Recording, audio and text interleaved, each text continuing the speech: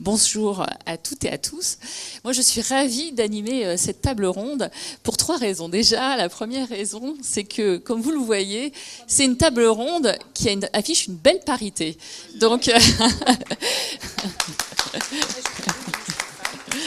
2 ministres femmes. Non, franchement, ça me réjouit.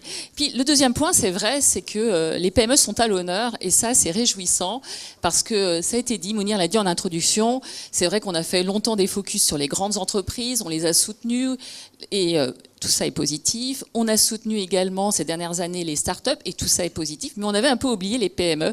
Et donc ça me réjouit aujourd'hui, en tant que dirigeante de PME, et bien que les PME soient à l'honneur parce que clairement, j'ai une conviction, c'est que je pense que la croissance de nos pays passera par la croissance de nos PME et que cette croissance de la PME passera par leur transformation numérique. Et donc ça me réjouit. Et le troisième point, c'est de partager cet échange avec vous 5. Avant de démarrer dans le vif du sujet aussi, je tiens quand même à féliciter, ça a été dit par Mounir, mais c'est vrai qu'il y a un excellent travail qui a été fait par le ESG. Il y a toute une équipe qui travaille dans l'ombre et je tiens vraiment à les féliciter parce que c'est un gros travail sur 4 mois, en charge de travail, en qualité, en contenu. Donc vraiment, je tiens à les féliciter. Puis je tiens à remercier quand même également tous les parties prenantes qui nous ont accompagnés, qui sont mobilisés à nos côtés pour nous éclairer de leur analyse et de leur expertise et qui nous ont permis d'avoir ce diagnostic et ce rapport d'étape. Voilà. Alors, on va démarrer cette table ronde. Vous l'avez compris, il y a quand même beaucoup de sujets, c'est très dense. On ne pouvait pas, sur cette table ronde, aborder tous les sujets. Alors, on a fait une sélection de 3 sujets. On va vous parler d'accompagnement, on va vous parler de financement et d'internationalisation, qui sont les thématiques, c'est 3 des 5 pistes que nous avons retenues. Alors, on va commencer par la partie accompagnement. Alors, c'est quand même le sujet clé de notre diagnostic. Finalement, tout le travail que nous avons fait sur les 4 mois, qui sont les auditions, les rencontres auprès des parties prenantes, les experts, les études que nous avons entre les mains, les enquêtes, tout converge aujourd'hui. Nos PME accusent un retard sur la transformation numérique. Aujourd'hui, il y a une perception du numérique qui est plutôt un ensemble d'outils et pas la compréhension que le numérique est en train de bouleverser notre écosystème, que ça a un impact, ça génère en fait de nouveaux comportements, de nouveaux usages, de nouvelles façons de travailler et ça offre bien évidemment des opportunités très importantes à saisir, des opportunités de croissance pour l'ensemble de nos entreprises. Donc, c'est le sujet clé et on va commencer à parler de cet accompagnement avec Sandrine Verly. Bon, la CCI France, c'est un partenaire historique qui accompagne les entreprises sur tout le territoire. Alors, finalement, est-ce que vous partagez un peu ce diagnostic et puis qu'est-ce que fait CCI aujourd'hui voilà, dans l'accompagnement? Quelle typologie d'acteurs vous rencontrez? Et puis un petit peu, quelles difficultés vous identifiez par rapport au sujet numérique sur le terrain? Très bien, écoutez, merci de nous donner l'occasion de confirmer notre engagement à vos côtés. Bravo pour le travail qui a été fait.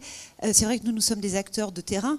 On nous voit dans les chambres avec un maillage territorial important, mais d'avoir été aussi associés à vos travaux et d'avoir pu confirmer ce que vous ont dit les entreprises françaises, Mounir, je reprends et j'ai bien retenu. Voilà, c'est pour nous un moment important. Donc je ne vais pas être trop longue et redire tout ce que vous ont dit les uns les autres dans les auditions. Vous dire qu'effectivement, nous, la cible des chambres, vous l'avez rappelé, c'est typiquement le tissu économique que l'on connaît. Ce sont des TPE, permettez-moi d'utiliser encore, mais c'est des TPE. Et derrière les TPE, ce sont des commerçants. Ce sont des commerçants, ce sont des entreprises de services, probablement les plus difficiles aujourd'hui à convaincre et c'est vers eux que nous voulons et que nous allons de manière historique, vous l'avez rappelé. Avec une attention particulière sur cette cible des TPE vers les commerçants de proximité pour reprendre justement ce que vous disiez et notamment ce que Madame la Ministre avait rappelé, pour rappeler la nécessité qu'on n'oppose pas le digital à un commerce de centre-ville ou un commerce de proximité. La deuxième attention particulière que l'on porte en termes de cible, c'est vers les professionnels du tourisme, qui sont aussi fortement impactés aujourd'hui. On l'a vu notamment à l'occasion des derniers événements de type européen, comme l'Euro. on les sent démunis face à l'arrivée de ces grandes plateformes. Et pour nous, évidemment, ce sont deux cibles particulières que l'on a décidé d'accompagner. Nous ne sommes pas les seuls, pour répondre à votre question, nous ne sommes pas les seuls à accompagner, nous n'avons pas vocation à être les seuls, mais nous avons trouvé notre place, notamment en matière d'accompagnement, dans un premier niveau qui est le niveau de sensibilisation. C'est une première marche, c'est loin d'être suffisant, cette sensibilisation, mais déjà aller au-devant de ce type d'entreprise pour leur faire prendre conscience qu'il faut y aller, et qu'il faut y aller sans la menace et sans la crainte, comme vous le rappeliez, mais de transformer ça plutôt comme une opportunité que comme une contrainte, plutôt d'être sur manière offensive que défensive, puisque ça a été parfois la première réaction. Il faut que je passe au numérique pour me défendre face au commerce connecté. Donc tout notre travail, nous, effectivement, c'est un travail de sensibilisation qu'on fait sur l'ensemble du territoire.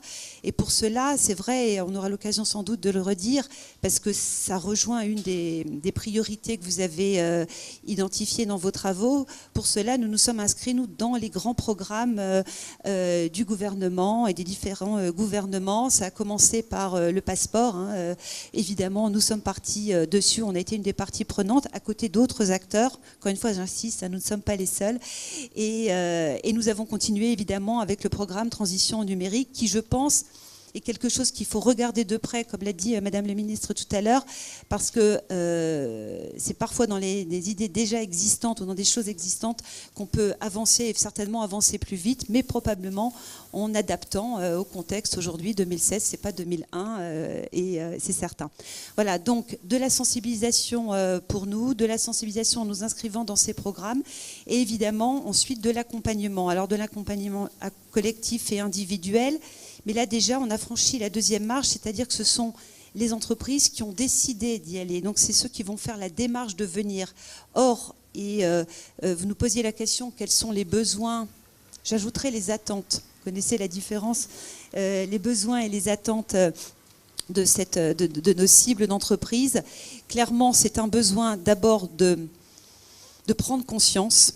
Et prendre conscience en étant rassuré, je crois que c'est Nicolas Dufour qui le disait tout à l'heure, prendre conscience qu'il faut y aller, mais que ce n'est pas le grand saut, que ce n'est pas la table que l'on renverse, mais prendre conscience qu'il faut y aller. Donc c'est un vrai besoin, et pour ça, il faut que quelqu'un l'explique. En général, quelqu'un, j'allais dire, qui a une qualité de tiers de confiance, une manière modeste. On essaie de jouer ce rôle, nous, les CCI, d'être ce tiers de confiance. On n'a rien à vendre, on n'a pas de produits, pas d'outils, mais simplement, voilà, de leur dire allez-y. Et donc, ce besoin de prise de conscience est un premier point. Le deuxième besoin identifié, j'ai l'impression d'enfoncer des portes ouvertes, donc je vais aller très rapidement, c'est un besoin évidemment de compétences.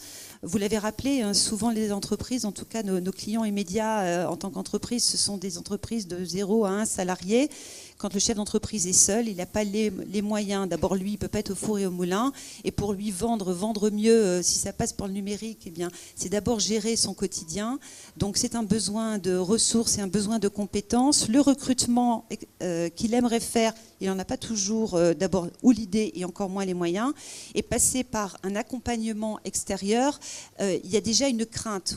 Il y a des expériences malheureuses.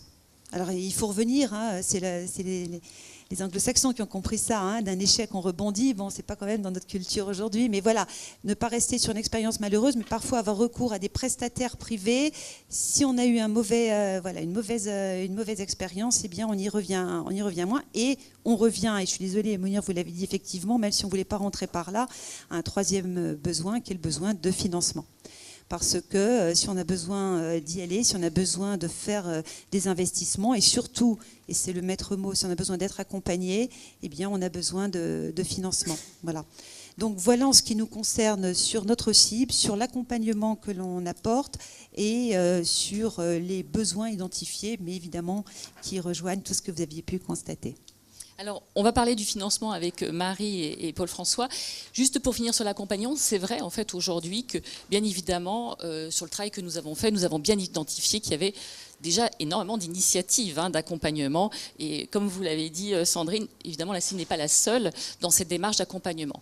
Le projet du CNUM, eh bien, c'est de muscler aujourd'hui ce travail, de lui donner aussi un nouveau souffle autour de l'accompagnement. Et on souhaite s'engager, et on sait qu'on peut compter sur vous, sur cette deuxième étape de co-construction, de co-design, dans une démarche, donc là, Mounir l'a annoncé, avec un réseau d'ambassadeurs. Ce travail qu'on attend avec vous sur les prochains mois, eh bien, c'est un peu de définir ce contour d'ambassadeurs qu'on veut étendu et ouvert, avec une grande ouverture sur le territoire. On veut s'appuyer aussi sur des compétences existantes qui sera nourrie de la richesse et de la diversité de compétences existantes. Donc ça, c'est un point important. Et bien évidemment, on veut plus aussi, on ne veut pas juste définir le contour de ces ambassadeurs, mais on veut aussi définir les moyens qu'on va confier à ces ambassadeurs, et puis aussi fixer un objectif et des indicateurs de suivi, parce qu'on veut se donner une ambition et on veut atteindre cette ambition, et ça, si on ne met pas en place des indicateurs, on n'arrivera pas à un moment donné à atteindre nos objectifs. Voilà sur la partie accompagnement, mais je crois que c'est important de préciser que bien évidemment, il y a tout un tas d'acteurs qui sont aujourd'hui autour de cet accompagnement. L'idée, c'est d'être dans une démarche qui est collaborative ouverte. Alors on va passer à la partie financement. La partie financement, c'est vrai, Mounir, je partageais un peu ce point de vue, c'était qu'on avait un a priori, c'est qu'on pensait que le point bloquant numéro 1, c'était le financement. En fait, il s'est révélé que l'accompagnement était quand même le point dur du sujet, mais le financement restait quand même un problème. Et on le voit bien, parce que quand on discute avec des entrepreneurs, c'est un peu le sujet épineux.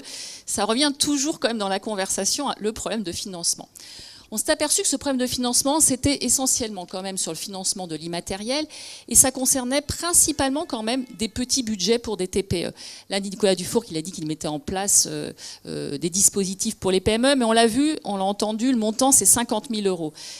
Et ça, c'est un montant qui est assez élevé. Un certain nombre d'entreprises, déjà avec un 5 000 €, des tickets de 10 000 €, pourraient s'engager dans la voie en fait, du numérique. Et sur ça qu'on veut travailler. Alors, je vais laisser la main à Marie Pratt. La CGPME et KPMG, là, vous venez de sortir un baromètre.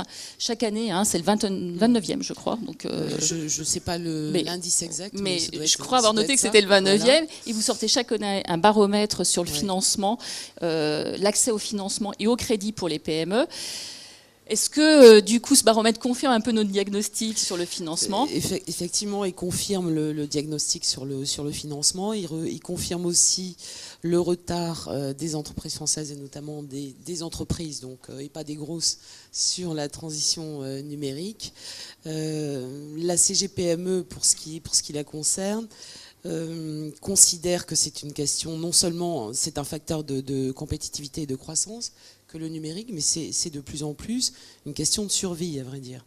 Dans la commission numérique de la CGPME, qui réunit donc des fédérations professionnelles et des CGPME territoriales, on constate l'immensité des besoins, on constate aussi l'hétérogénéité des solutions trouvées, des interlocuteurs.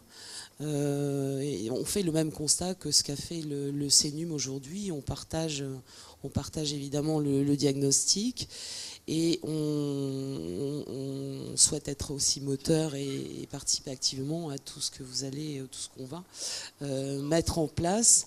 On est ravis qu'on parle des TPE-PME, enfin, j'oserais dire, concrètement.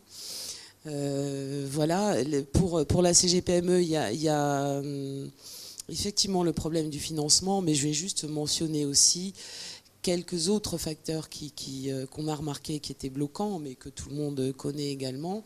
C'est par exemple la fracture spatiale. Quand on est quelque part en France où on n'a pas accès ou mal accès au réseau fixe et mobile, on a du mal à effectuer une transition numérique. Vous en conviendrez. Or, il y a quand même pas mal d'endroits, mais ça, c'est traité par les travaux de l'ARCEP. Mais je tenais à souligner ça parce que c'est pas si évident. Toutes les entreprises sont pas à Paris-Île-de-France, et même en Île-de-France, il y a des trous, des zones blanches. Donc voilà. Après, il y a des facteurs sociétaux aussi, des histoires d'âge, des histoires d'éducation au numérique, etc., qui font qu'effectivement, mais c'est ce qu'a dit, c'est ce que vous avez dit tout à l'heure, c'est-à-dire les gens n'ont pas forcément envie de passer au numérique. Ceci dit, la CGPME multiplie les initiatives par des événements, en local, de sensibilisation au numérique. Et c'est par là aussi qu'on amènera les gens à s'intéresser, les entrepreneurs, à s'intéresser au numérique. Donc la problématique du financement, oui, elle existe et on nous la remonte régulièrement, mais ce n'est pas tellement l'absence de financement, quoique, c'est aussi le manque de visibilité sur les financements existants. Parce que, alors je crois qu'on l'a dit aussi tout à l'heure, il y a des régions, et notamment l'Aquitaine, ça me fait plaisir de dire l'Aquitaine, je viens d'Aquitaine, qui avec son chéquier numérique, qui a bien fonctionné, qui a permis de financer des projets de transition numérique. Mais pour une TPE-PME, elle ne le voit pas ça. Elle n'a pas la possibilité de le voir, elle n'a pas accès, etc. Donc ça, c'est véritablement important. Voilà, ensuite l'accompagnement des financeurs aussi, ou la sensibilisation, mais c'est pareil, on en a parlé, la sensibilisation des banques à la nécessité de financer l'immatériel. Et là, il faut que les choses avancent également. Voilà. Après, au monsieur de la BPI, je ne sais pas s'il est parti, mais on a... Il y en a un autre. Mais il y a quelqu'un à la table ronde. Voilà. On a parlé de tickets de financement de 15 à 50 000 euros, mais le ticket d'entrée peut être très inférieur pour une TPE-PME. En dessous de 5 000 euros, on peut déjà commencer la transition numérique. Et c'est ça qu'il faut vraiment voir. On va peut-être passer du coup la main à Paul-François Fournier de la BPI. Alors la BPI, c'est aussi un partenaire historique des entreprises dans son financement, puis maintenant dans son développement également. Vous avez développé, et Nicolas Dufourcq en introduction, il a un peu dévoilé quand même. C'est pas très facile parce que je parle après de Nicolas Dufourcq et en général il a tout dit avant, donc je fais un peu la voiture balai. Mais du coup, c'est vrai que vous avez... Donc je vais être bref parce qu'il parle mieux que moi mais juste pour vous confirmer effectivement l'engagement de BPI France sur ce sujet, qui est un engagement de conviction. D'abord parce que Nicolas est un homme du numérique. Moi, j'ai fait une grande partie de ma vie professionnelle dans le numérique, donc c'est des convictions personnelles et ça passe souvent par là. Vous dire qu'on a effectivement, nous, on refait le plan stratégique de BPI France. Après presque 3 ans, on est en train de se poser la question, c'est quoi l'étape d'après de BPI France? On avait notre conseil d'administration dans cette même salle il y a pas 2 jours. Et on a énormément parlé de la transformation numérique comme un des enjeux extrêmement forts de notre prochaine étape. On a même qualifié ça dans notre séminaire de travail. On s'est dit qu'est-ce que c'est? Et on s'est dit c'est la bataille de la Marne. C'est la bataille de la Marne parce que c'est la bataille où tout le monde, collectivement, avec les régions, avec la CGPME, avec l'ensemble des acteurs, se mobilise pour faire face. Et donc on croit beaucoup à ce que le CNUM est en train de proposer, c'est-à-dire quelque chose où on partage tous une ambition collective et où chacun amène cette pierre à l'édifice. Alors nous, évidemment, c'est du financement. Le bilan de la banque de BPI France sur la partie du financement, c'est un quasi-doublement de l'activité de BPI France entre 2013 et 2015. Et en fait, quand on regarde cette croissance, elle est essentiellement sur des prêts sans garantie, sur l'immatériel. Pourquoi? Parce qu'effectivement, c'est aujourd'hui le manque aujourd'hui. De moins en moins, on pense, parce que effectivement, les banques commencent à nous suivre et on pense que tous les travaux que vous allez mener vont nous aider aussi avec les régions et grâce aux régions aussi, puisque c'est évidemment des partenaires importants du financement. Mais clairement, c'est le sujet. Et puis sur l'investissement aussi, puisqu'on est investisseur soit dans des fonds principalement, c'est notre principal levier, mais c'est aussi investisseur en direct, où on s'est dit il faut qu'on forme tous nos investisseurs, nos fonds, et que la connaissance, les compétences du numérique deviennent un des éléments majeurs de choix des fonds d'investissement, d'apport qu'ils peuvent faire. Donc voilà, je ne peux que vous dire qu'on se met en ordre de bataille avec toute notre énergie et notre volonté. Et puis sur l'accompagnement, nous aussi, on veut apporter notre petite pierre à l'édifice parce qu'en fait, la bataille, c'est une bataille individuelle, c'est une bataille où toutes les énergies vont compter. Donc nous, on met aussi nos petites gouttes. On aime cette culture du porte-à-porte, qui est la culture qu'on partage avec les chambres de commerce, avec les régions. C'est de l'individuel, c'est de la relation, c'est de la conviction. Et donc, on a développé tout un tas d'outils, dont en particulier le Hub, mais aussi des initiatives Big Data, plein de choses pour éveiller, aider et faire sortir les dirigeants de cette solitude qu'ils ont. Hein, c'est le principal levier. Donc voilà, je vais m'arrêter là. Je vais m'excuser aussi parce que pour être honnête avec vous, j'étais pas prévu que je remplace Nicolas et j'ai un entrepreneur qui m'attend dans mon bureau depuis 25 minutes et j'ai un tout petit peu peur qu'il perde patience. Voilà, merci. En tout cas, merci beaucoup merci à vous. d'être venu témoigner. Alors j'ai passer la main à Cyril Colombier. Alors, c'est l'entrepreneur de la table ronde. C'est notre patron de PME qui est présent. Alors, Cyril, oui. Vous dirigez une entreprise qui s'appelle Ferrand SAS, qui a été créée en 1979, qui fabrique des chaussons. C'est ça. Et j'ai vu sur le site fabrication 100% française. Certifié Origine France Garantie, même. Voilà. Voilà. En fait, vous avez repris cette entreprise en 2011 avec le projet de développer les ventes à l'international. Pour augmenter vos marges, vous visez le marché chinois. Exactement. Est-ce que vous pouvez nous en parler un petit peu ? Alors aujourd'hui, en fait, on est une PME donc, de 34 salariés en 2011, qui est passée à 41 aujourd'hui. Et lors de la reprise, en fait, nous, en 2011, avec mon associé, donc Pierre Robérol, on a en fait opéré ce qu'on a appelé une montée en gamme et créé une marque donc, qui s'appelle Villebois France, puisque nous sommes basés à Villebois-la-Valette en Charente, grande zone historique de la Charentaise, voilà. Et cette marque, en fait, a été dédiée à l'e-commerce en Chine. C'est-à-dire qu'en fait, on a 95% de produits qui sont importés. Nous, on a décidé en fait de faire l'inverse. Alors nous, on produit tout en France, mais on a décidé de leur vendre des ballerines. Et nos ballerines sont vendues donc, par des plateformes d'e-commerce, donc avec, on peut citer, des Tmall par exemple, donc, qui fait partie du groupe Alibaba, le président Jack Ma. On est présent sur jd.com aussi, ce sont des plateformes, celles-ci, qui sont spécialisées luxe, d'accord, puisqu'évidemment, dans cette montée en gamme, on touche le luxe.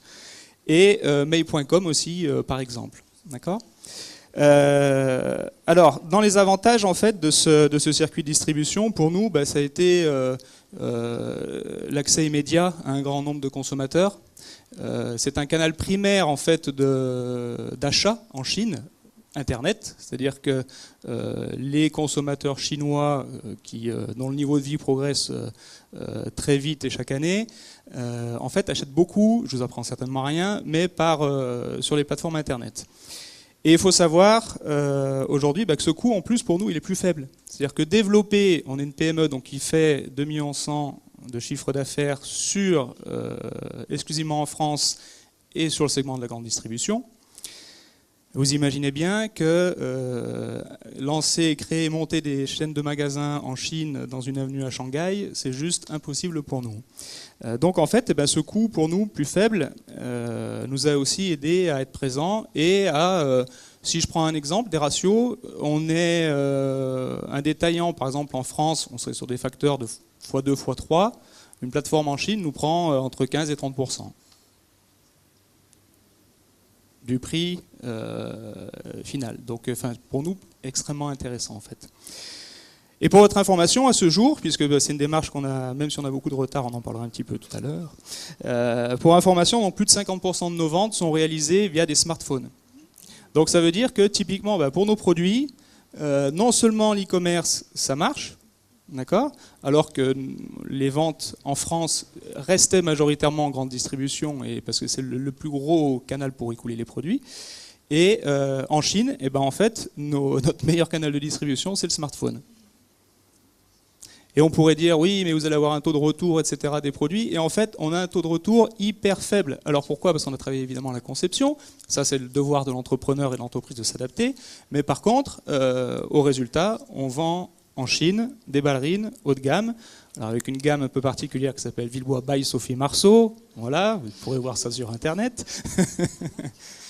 Mais en tout cas, ça fonctionne. L'ambassadrice. N'est-ce pas, n'est-ce pas ? Et du coup, en fait, là, vous avez opté donc sur une stratégie d'internationalisation oui. qui colle bien, nous, aux pistes qu'on veut travailler. Mais quelles difficultés, finalement, vous avez rencontrées ? Alors, tout d'abord, pour nous, en fait, ce qu'il faut aussi voir de manière aussi très pragmatique, je pense que ça peut intéresser aussi nos ministres, évidemment, c'est une opportunité, en fait, très forte de croissance chez nous. On est une manufacture d'articles chaussants. Donc, chez nous, il n'y a pas du tout de parité. Presque d'ailleurs comme ce qui reste autour comme nous, voilà, c'est qu'on a énormément effectivement de personnel féminin dans l'entreprise. On a 99% de dames, voilà. meilleure dextérité, sûrement. Donc, un petit succès, en fait, pour nous, suffirait. C'est-à-dire que pour doubler l'effectif, et vraiment c'est atteignable, pour doubler l'effectif, un tout petit succès en Chine par une plateforme Internet, c'est-à-dire qu'aujourd'hui, si on prend un ordre d'idée, on vend à peu près 300 000 paires à la grande distribution, 30 000 paires en Chine, on sera en capacité de doubler l'effectif. D'accord ? Alors évidemment, on a monté, on a plus de main-d'œuvre, plus de valeur ajoutée, etc. Donc c'est ça le challenge. Et dans la partie du financement, il existe en fait un outil formidable. Alors, je sais pas, il n'y a plus personne de la BPI, c'est dommage. Si. Bon, mais il faudra leur le répéter alors. Le prêt à l'export. Le prêt à l'export BPI, qui a été aussi évoqué tout à l'heure par M. Dufourc. En l'occurrence, vous le savez aussi sûrement, mais on peut avoir jusqu'à 500 000 euros avec il faut qu'une banque c'est un prêt cofinancé, il faut qu'il y ait une banque à côté. Donc 2 fois 250, avec 2 ans de différé. Donc ça, malheureusement, on n'a pas pu l'obtenir. Chez nous, l'impact que ça a eu, il est très simple en fait. C'est que ça nous a obligé à modifier notre stratégie financière. Et en fait, on a dû convaincre des fonds, on a réussi. On a dû convaincre nos banques, et on a réussi aussi, pour l'amorçage du projet. D'accord ? Et en fait, la difficulté pour nous, c'est qu'on les a mobilisés pour l'amorçage plutôt que pour le développement. Et on parlait tout à l'heure de rapidité, etc. Mouni aussi, vous aviez insisté là-dessus. Et nous, et sans faire des calculs de savants, c'est 2 ans de retard dans notre plan de marche. C'est tout bête. Bon, c'était peut-être pas le sujet. On pourra. Au début, on n'était pas assez luxe. Au début, on n'était pas mode. Après, au début, qu'allait nous servir Sophie Marceau en Chine ? Mais je crois que le dossier est toujours en cours, non ? Alors voilà, tout n'est pas perdu. Alors on le présente tous les ans, on lâche pas, on est tenace, donc... Je pense que ce témoignage est vraiment édifiant par rapport, je dirais, finalement à tout ce diagnostic qu'on a fait. Alors, si je peux citer... Permettez-moi de compléter aussi, dans la transition numérique, il faut savoir aussi, en 2011, on a créé une école du web, en fait, donc là qui était entièrement financée par la région à l'époque, donc un vrai soutien, 6 000 heures de formation au sein de l'entreprise, et on a distribué 19 diplômes, dont certaines personnes pour qui c'était le premier, sur l'utilisation de l'outil informatique. Félicitations, voilà. Ça c'est un beau projet aussi. Merci. Alors, on va finir cette table ronde avec Muriel. Business France, c'est aussi un partenaire qui accompagne et qui emmène les entreprises à l'international. Finalement, quelle place aujourd'hui a l'e-internationalisation dans les programmes de Business France ? Alors peut-être 2 mots sur comment on voit l'e-internationalisation, l'e-export, puis après qu'est-ce que Business France fait et qu'est-ce qu'on veut faire demain avec nos partenaires. Première chose, moi le chiffre de Mounir c'est vraiment l'alarme. 5% des PME font de l'e-export. Bon là, il y a urgence, comme disait Axel Lemaire, c'est pas simplement pour conquérir de parts de marché, mais c'est même pour pas se faire... voilà, on va perdre des parts de marché en France, sur le marché français, parce que par contre, les Français ont massivement bougé vers l'achat en ligne. Donc on n'a pas de problème de demande, on a un problème d'offre quasiment. Alors, là-dedans, pour une PME à l'export, il y a 3 stratégies. Elle a un site marchand déjà, international, elle veut le pousser à l'international. Ça peut être une stratégie. La deuxième, c'est y aller en plateforme collaborative. Par exemple, la plateforme collaborative de tous les vins de Bordeaux. Oh non, c'est une marque, on part sous une marque collective, on a plus de chances d'être visible, de réussir à l'international. Et la troisième solution, c'est ce que fait la société Ferrand, c'est d'essayer de convaincre et de se vendre et de se positionner sur une des grandes plateformes mondiales, dont Tmall Alibaba est une des très grandes plateformes mondiales. Donc, par rapport à ces 3 stratégies, il y a 10 questions clés, mais ça paraît beaucoup de questions, mais en fait, c'est presque en miroir celle qu'il faut se poser sur le territoire national. La première, c'est évidemment l'étude des marchés. Je vais dans quel pays, pourquoi il y a un marché pour moi, que ce soit numérique ou pas, il faut déjà voilà, qu'il y ait marché. Le deuxième, c'est vraiment le sujet du CRM, c'est-à-dire la connaissance de ses clients. Parce que ce que permet le numérique d'abord, c'est une connaissance beaucoup plus fine. C'est-à-dire, est-ce que c'est pour les ballerines, c'est les jeunes filles de 15 ans, 20 ans, ou est-ce que c'est des femmes de 40 ans, ou est-ce que c'est je sais pas quoi. Et c'est donc ça, on peut construire son propre CRM si on est sur une niche, on connaît très très bien ses clients internationaux. Mais il y a aussi maintenant beaucoup de supports, de plateformes, de services pour vous aider à bâtir votre CRM à l'intérieur d'un CRM existant. Par exemple, il y a quelques semaines, j'étais à la Silicon Valley, j'ai rencontré les patrons de Facebook et de LinkedIn. LinkedIn, j'avoue que Facebook, tout le monde le sait, ils ont une offre, mais ils sont prêts à négocier des conditions pour les MF françaises, c'est ce qu'on va négocier. Mais LinkedIn, en fait, ils ont un secteur professionnel avec quelque chose qui est hyper fin. Bon, on va négocier un accord avec eux pour que des PME puissent, à l'intérieur trouver un espace de CRM. La troisième chose, c'est évidemment notoriété, marketing, mais aussi, on parle beaucoup de marketing, il faut aussi parler beaucoup de développement commercial. C'est quand même plus facile de faire des promotions en ligne qu'envoyer du couponing par la poste. Hein. Donc, il ne faut pas oublier ça. Alors, le quatrième, je vais dire, c'est le plus important de tous pour moi, c'est la logistique. En fait, l'e-commerce, c'est quoi ? La différence de l'avantage compétitif se fait à 90% sur la logistique et le service. Et donc ça, on insistera. Et nous, alors, comme on est dans 70 pays, on peut vous aider à trouver le partenaire. Parce que, je vais prendre l'exemple Alibaba. Alibaba, ils ne font aucune logistique. C'est une plateforme de marketing. Ils vous font la vitrine, mais il faut que vous alliez jusqu'au dernier kilomètre à Chengdu. C'est pas forcément évident pour une PME dans l'Ariège. Et donc, à la différence de JD.com, qui, lui, achète vos produits et les vend. Bon, bah, évidemment, le choix de la plateforme, il va dépendre de ça. Et dans quelques semaines, je crois que je ne peux pas le dévoiler. Enfin bref, il va y avoir une grande initiative française pour aider à la logistique en Chine sur l'e-commerce. On m'a dit 12 fois de ne pas dire, donc j'ai beaucoup de mal à me retenir, mais je ne le dis pas. Voilà, on s'appellera. Voilà. Ensuite, évidemment, ce qui va avec, c'est plus que le service après-vente, c'est le bout en bout du client. Bon, on voit bien, on est tous sur l'e-commerce. Quand il y a une rupture de la chaîne, de valeur, parce que soit au paiement, soit à la livraison, soit au retour, soit à la commande, il y a un truc qui ne marche pas, bah, ça y est, c'est rayé, on ne tournera plus. Donc la continuité de la chaîne de valeur de la relation client est essentielle. Alors ensuite, quelque chose auquel on pas assez, mais il y a des réglementations sur l'e-commerce. Elles ne sont pas les mêmes dans chaque pays. Dans chaque pays, vous avez à la fois la réglementation de l'e-commerce et la réglementation du secteur. Parce que vous en doutez bien que sur la pharmacie ou les produits alimentaires, il n'y a pas simplement la réglementation du commerce, c'est la réglementation classique de ce que nous, on conseille. Donc ça, il faut absolument, effectivement, connaître ça. Ensuite, c'est sélectionner la plateforme. Si vous choisissez d'aller vers une plateforme existante, c'est pas parce qu'on parle que d'Alibaba dans les journaux que c'est forcément pour vous la meilleure plateforme en Chine. Il y a des plateformes plus modestes comme JD.com, ils ont juste 300 millions de consommateurs, bon je sais, mais comme je disais, ils fournissent la logistique, etc. Donc, et pays par pays, nous on a des équipes spécialisées numériques dans de très nombreux pays, sur les 70. Voilà, c'est important de qualifier quelle va être la bonne plateforme. Pareil pour votre plateforme technologique, même sujet. Ensuite, les modes de paiement. On est à l'international, en paiement dématérialisé. Il y a des pays où on est payé d'avance, des pays où on n'est pas payé d'avance. Il y a des pays plus ou moins sécurisés. Enfin bref, je vous passe sur les échanges de devises, comment elle va être calculée. Donc cette ingénierie-là fait partie du projet. Et enfin, dernièrement, j'y reviens pas, c'est évidemment le plan de financement, tout ça, mais on en a déjà parlé. Alors, ce qu'on fait déjà.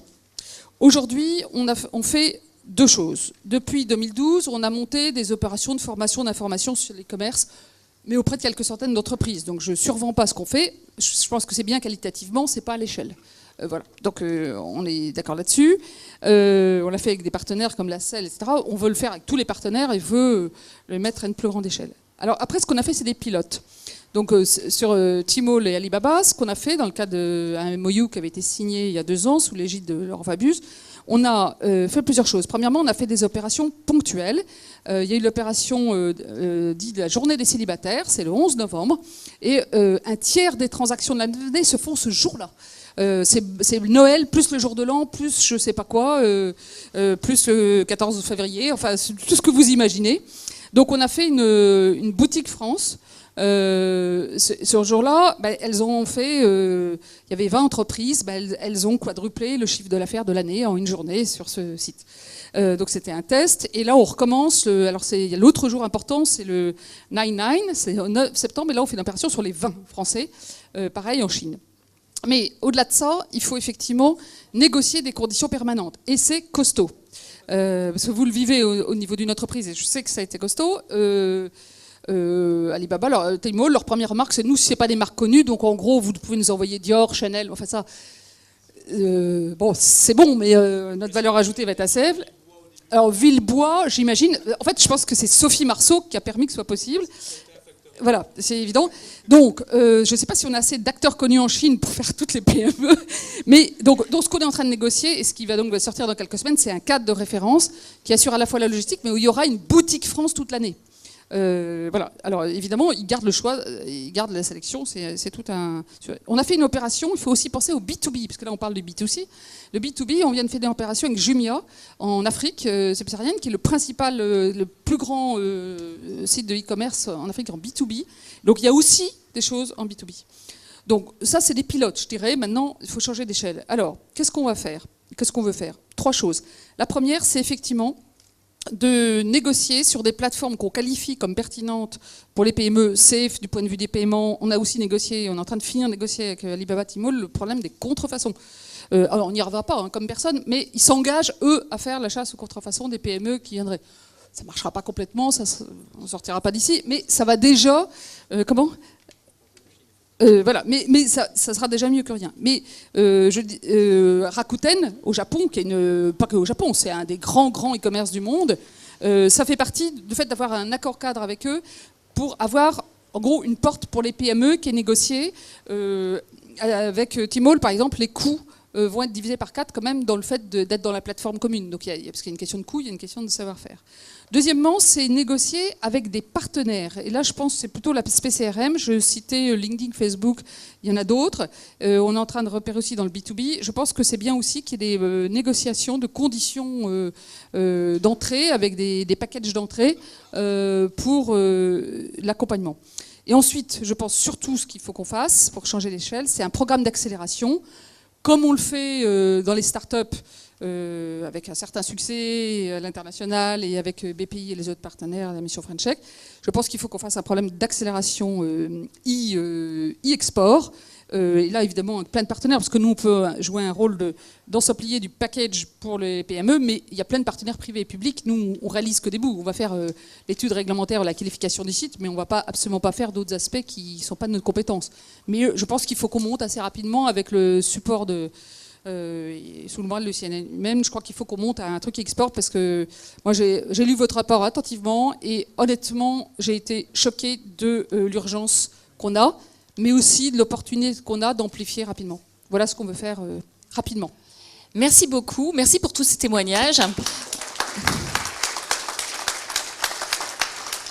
Alors, je vous disais en introduction que j'étais ravie. Moi, j'avoue que je suis enthousiaste à la fin de cette table ronde parce que c'est excitant du travail qu'on va faire ensemble sur la suite. Merci beaucoup pour l'engagement aussi que vous allez porter sur la suite. Pour finir, juste, tout le monde n'était pas représenté dans la table ronde. Il y a beaucoup d'acteurs qui sont intervenus. Et je voudrais le dire aussi qu'il y a tout le monde associatif qui fait un travail remarquable avec qui on va travailler également dans cette phase de co-construction. Voilà.